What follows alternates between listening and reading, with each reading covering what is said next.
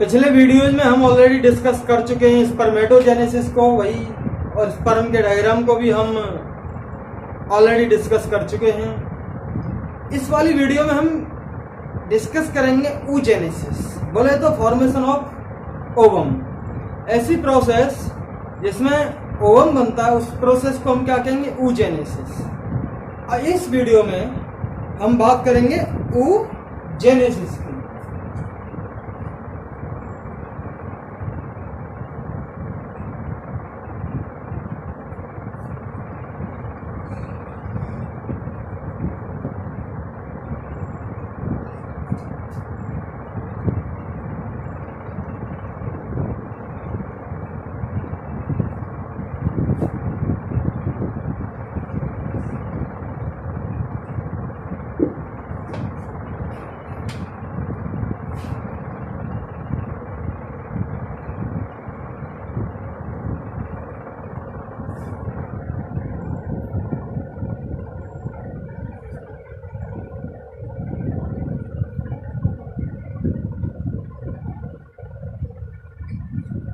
Ovum का बनना, ovum के बनने की ये प्रोसेस है, इसको हम क्या कहेंगे? oogenesis।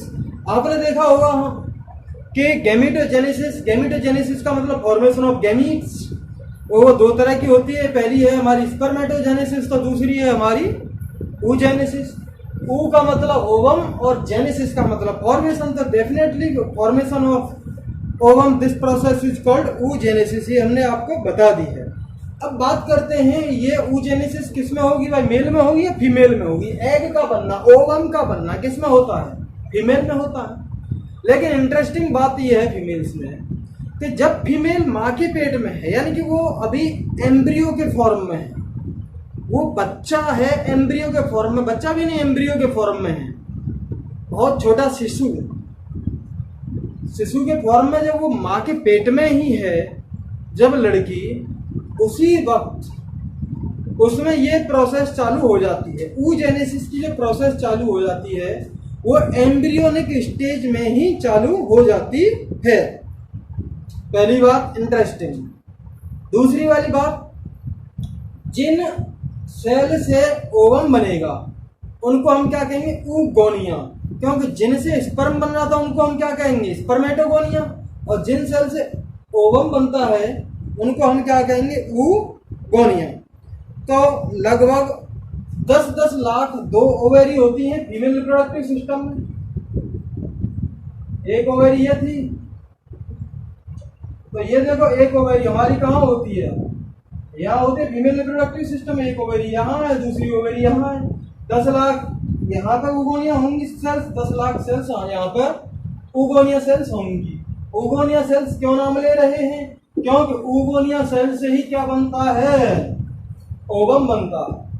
तो हर एक ओवेरी में 10 लाख oogonia सेल्स होती है शुरुआत के टाइम पर। 1 million oogonia cells present each ovary. अब oogonia सेल का दूसरा नाम हम क्या कह सकते हैं? गैमीट मदर सेल या फिर ओवम मदर सेल कह सकते हैं oogonia सेल्स को, क्योंकि इसी से हमारा जो है ओवम बनता है। तो हमारा एक नेक्स्ट पॉइंट हो जाएगा यहाँ पर,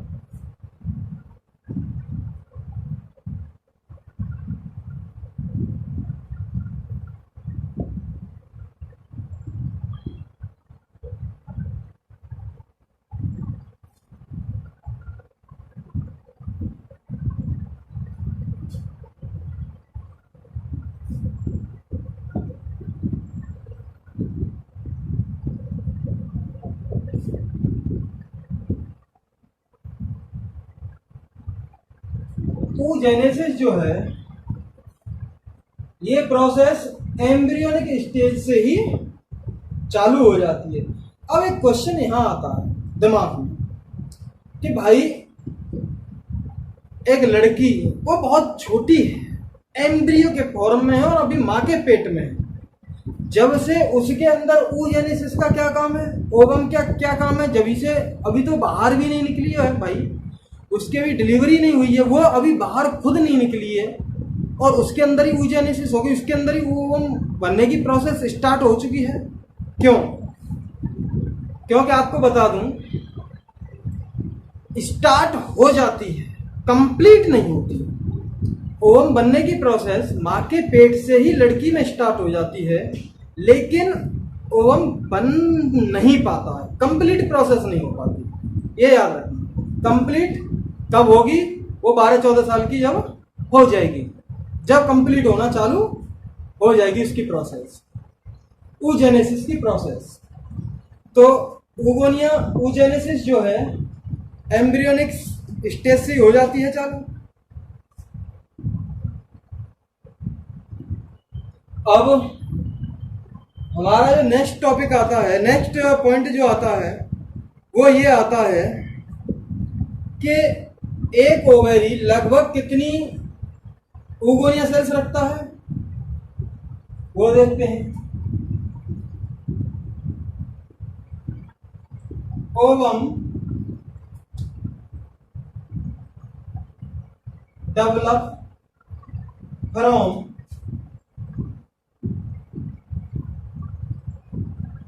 oogonia cells और gamete mother cells. Ovum oogonia cell से डेवलप हो रहा है, और यह जिसका दूसरा नाम क्या है? Gamete mother cells.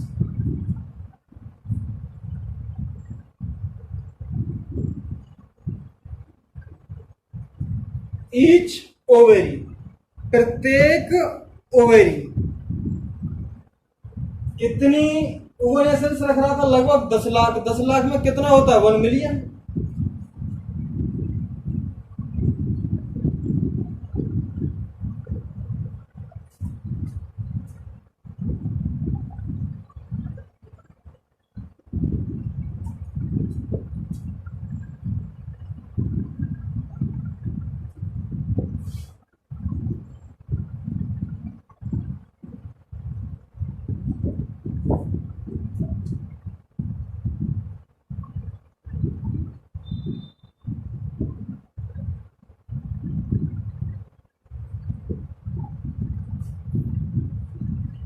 प्रत्येक ओवेरी जो है वो लगभग 10 लाख या 1 मिलियन oogonia सेल्स रख रही है, लेकिन कब रख रही है?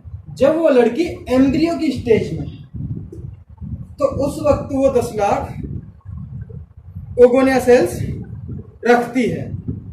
ठीक। अब जब लड़की वहीं पर है, माँ के पेट में है, तो उस वक्त ही मैंने बताया था oogenesis प्रोसेस स्टार्ट हो जाएगी। बोले तो oogonia सेल्स मियोसिस डिवीजन करना चालू कर देंगी, और जितनी ये सेल्स यहां पर हैं oogonia सेल्स उतनी ही रहेंगी। नो मोर oogonia सेल्स एडेड और develop after embryonic stage. Embryonic stage के बाद, यानी कि जैसे ही बच्चे का आफ्टर बर्थ जन्म हो जाता है लड़की का, उसके बाद उसमें अंदर और कोई oogonia सेल्स नई नहीं बन सकती। जो पुरानी होके आई है माँ के पेट से जितनी है उतनी ही रहेंगी।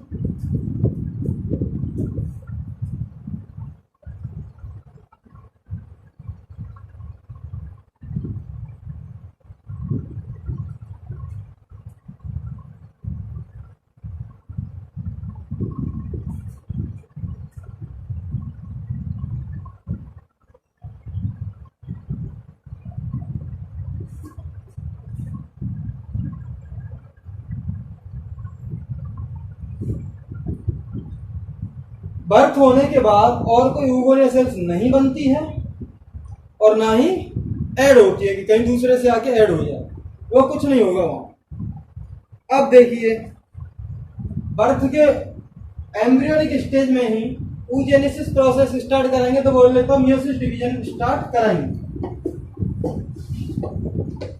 और वो oogonia सेल्स जब मियोसिस डिवीजन में जाएंगी तो उनको हम क्या कहते हैं? Primary oocyte। तो यहाँ पर सारी oogonia सेल्स से मियोसिस डिवीजन में जा रही हैं, तो उनको हम क्या कहेंगे? Primary oocytes। समझ में आ गया भाई? तो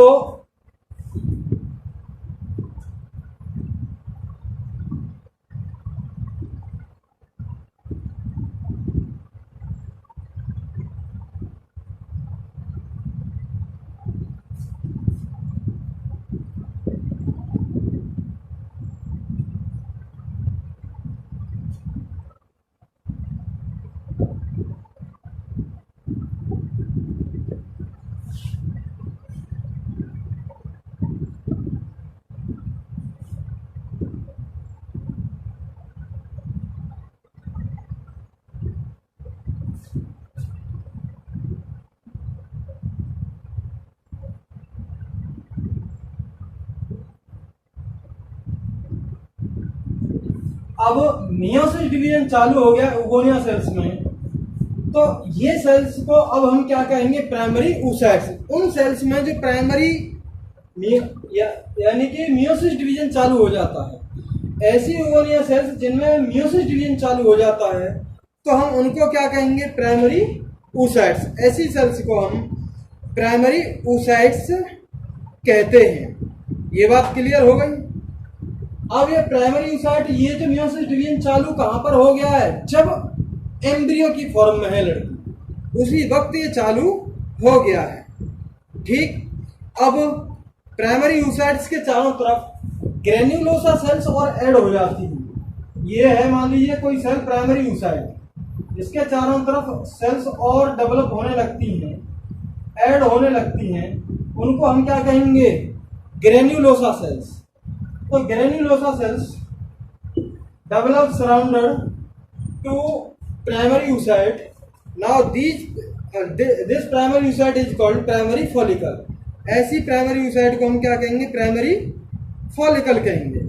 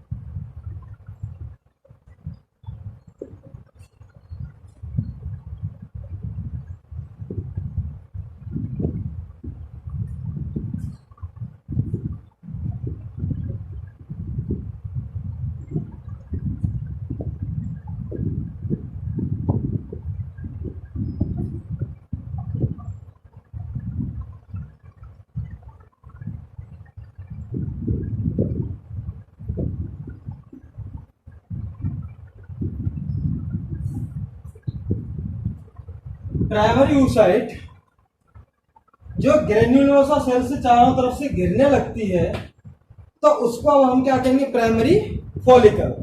प्राइमरी फॉलिकल का समझ में आ गया? प्राइमरी oocyte है, उसके चारों तरफ कौन सी सेल्स लगना चालू हो जाती हैं? कौन सी सेल्स डेवलप होना चालू हो जाती हैं? Granulosa cells. तो अब ये जो स्ट्रक्चर बना है, इसे हम क्या कहेंगे? Primary follicles. समझ में आ गया भाई? ये है। अब एक इंपॉर्टेंट नोट और लिखना है यहां पे, ठीक है? Meiosis division start in oogonia cells and arrest in prophase first stage. Prophase first stage में मियोसिस डिवीजन रुक जाता है टेम्पररी, वहीं के वहीं रुक जाएगा और ऐसे की ऐसे ही रहेगा। अब यहां से जो आगे की प्रोसेस स्टार्ट होगी, फर्दर डिवीजन आगे का जो चालू होगा, वो लगभग प्यूबर्टी स्टेज में 12-14 साल की स्टेज में चालू होगा। तो यहाँ पे ये इंपॉर्टेंट नोट है, ये आप यहाँ पर लिख सकते हैं।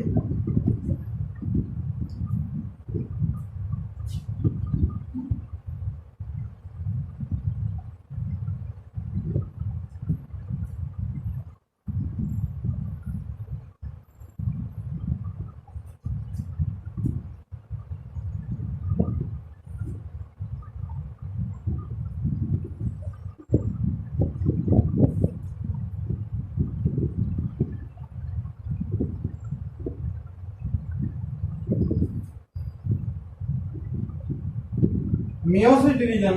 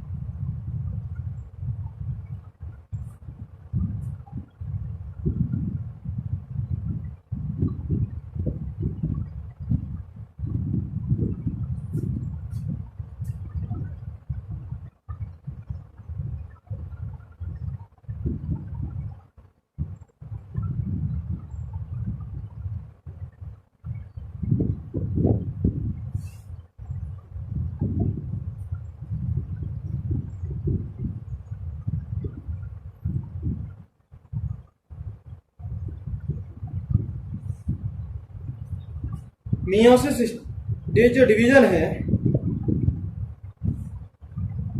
टेम्परेरी अरेस्ट हो जाता है विप्रोफेज फर्स्ट स्टेज में, लेकिन ये फर्दर कंप्लीट जो होता है, जो रुका हुआ वो जो कंप्लीट होता है वो प्यूबर्टी स्टेज में ही आके कंप्लीट होगा। तो अब बात करते हैं यहाँ पर हमारी लगभग कितनी सेल्स थी एम्ब्रियो के टाइम पर, लगभग 10 लाख इन ईच ओवरी। अब प्यूबर्टी स्टेज आते आते ए लार्ज अमाउंट में प्राइमरी फॉलिकल्स हैं, ये डीजनरेट हो जाती हैं और लगभग 60 से 80 हजार सेल्स ये रहती हैं, रिमेनिंग रहती हैं प्यूबर्टी स्टेज तक। ये बात आ जाती है यहाँ पर।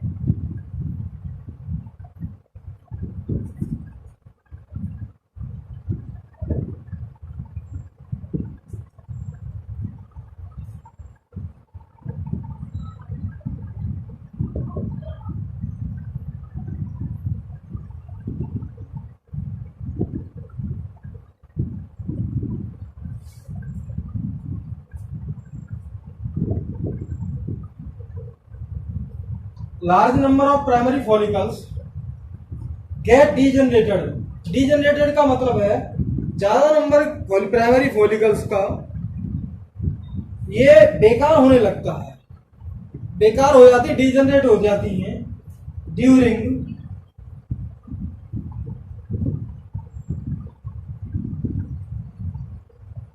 बर्थ टू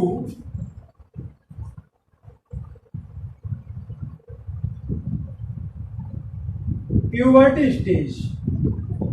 बर्थ से लेकर प्यूबर्टी स्टेज तक ज्यादा क्वांटिटी में प्राइमरी फॉलिकल्स बेकार हो जाती हैं एंड रिमेन 60,000 टू 80,000।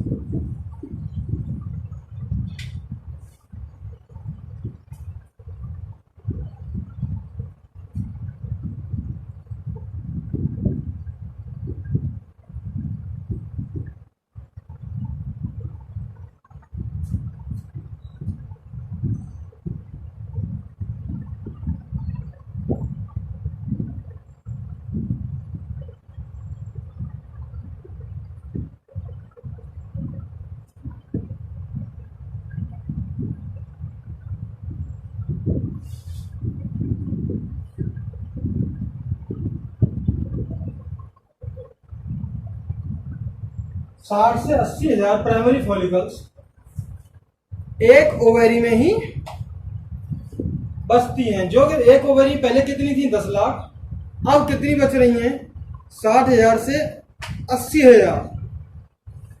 अब मैंने बताया था प्राइमरी फॉलिकल का स्ट्रक्चर ये था, ये जो है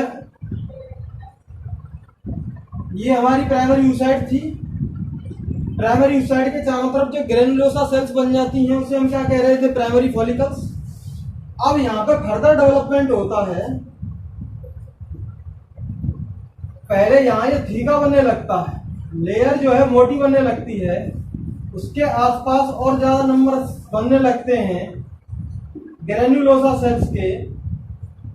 ये स्ट्रक्चर को हम क्या कहेंगे, सेकेंडरी फॉलिकल। यानी कि ये जो है ये थीका है, ये प्राइमरी oocyte है, और ये है आसपास ग्रेन्युलोसा सेल्स। तो ये स्ट्रक्चर जो किसका कहलाता है, हमारा सेकेंडरी फॉलिकल का। ये प्राइमरी फॉलिकल और ये हमारी कौन सी हो गई, सेकेंडरी फॉलिकल। अब जब इस सेकेंडरी फॉलिकल में एक कैविटी बन जाती है, ये स्ट्रक्चर जो था, ये कह सकते हैं ये वाला स्ट्रक्चर पूरा हमारा प्राइमरी oocyte का था। अब स्पेशल ये वाला जो स्ट्रक्चर था, थीका था, ये प्राइमरी oocyte होगी। अब नेक्स्ट जो डेवलपमेंट होगा, ये देखा था हमने, ये थीका है, थीका के अंदर कैविटी बनना चालू हो जाती है, यहाँ पर जगह बनना चालू हो जाती है, ये है कैविटी। ये क्या है, प्राइमरी oocyte, और इसके चारों तरफ ग्रेन्युलोसा सेल्स बनना चालू हो जाती हैं। तो उसको हम क्या कहेंगे, टर्सरी फॉलिकल। प्राइमरी फॉलिकल सिर्फ थीका नहीं होता, ग्रेन्युलोसा सेल्स होती है। सेकेंडरी फॉलिकल ये लेयर मोटी होने लगती है, जिसको हम थीका कहते हैं, और ग्रेन्युलोसा सेल्स होती हैं, ये प्राइमरी oocyte सेल है ही। टर्सरी फॉलिकल का स्ट्रक्चर, ये प्राइमरी oocyte है, ये हमारा थीका था, थीका के अंदर ही अंदर एक कैविटी बनने लग गई, उस कैविटी का एक स्पेशल नाम दे देते हैं, एंट्रम। एंट्रम बन गया है थीका के अंदर, और बाहर ये कौन सी सेल्स हैं, ग्रेन्युलोसा सेल्स हैं। अब यहाँ पर थीका दो पार्ट में डिवाइड हो गया, एक तो जो है अंदर वाला थीका जिसे हम क्या कहेंगे, इंटरना, और एक है बाहर वाला थीका जिसको हम क्या कहते हैं, एक्सटर्ना। तो थीका दो लेयर हो गया, अंदर वाली जो लेयर पाई जाती है उसे हम क्या कहेंगे, इंटरना, बाहर वाली लेयर पाई जा रही है उसको हम क्या कहेंगे, एक्सटर्ना। ये बात क्लियर हो गई। अब इस पीरियड में ये जो डेवलपमेंट हो रहा है, प्राइमरी फॉलिकल से टर्सरी जो फॉलिकल बन रही है, इस पीरियड में हमारा फर्स्ट मियोसिस डिवीजन कंप्लीट हो जाता है। फर्स्ट मियोसिस डिवीजन कंप्लीट बोले तो हमारा भी मियोसिस डिवीजन चालू हो रहा था। मियोसिस डिवीजन के हमारी प्रोफेज फर्स्ट में ही बात रुक गई थी, एम्ब्रियोनिक स्टेज में वहीं पर रेस्ट हो गया था टेम्परेरीली, मियोसिस फर्स्ट डिवीजन रुक गया था। अब यहाँ पर मियोसिस फर्स्ट डिवीजन कंप्लीट हो जाता है। इस पीरियड में प्राइमरी फॉलिकल से सेकेंडरी फॉलिकल बनती है, सेकेंडरी फॉलिकल से टर्सरी फॉलिकल बनती है। इस पीरियड में हमारा मियोसिस डिवीजन फर्स्ट कंप्लीट हो गया, और ये अनइक्वल डिवीजन होता है। प्राइमरी oocyte में छोटा सा एक और बनेगा ये स्ट्रक्चर, ये डिवीजन, और ये जो बाहर निकल जाता है जिसको हम क्या कहेंगे, फर्स्ट पोलर बॉडी।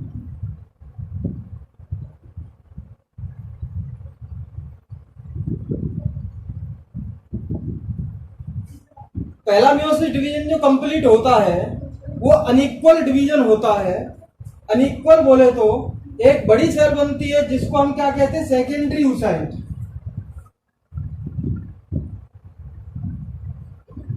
भाई अंदर वाली सेल तो oocyte थी, अब ये प्राइमरी oocyte है, प्राइमरी oocyte है। इसमें डेवलपमेंट में मियोसिस डिवीजन फर्स्ट कंप्लीट होगा, दो सेल बनेंगी। ये पहला मियोसिस डिवीजन कंप्लीट होने के बाद जो लार्ज सेल बनेगी उसे हम सेकेंडरी oocyte कहेंगे, और जो छोटी सेल बनेगी उसे हम क्या कहेंगे, फर्स्ट पोलर बॉडी।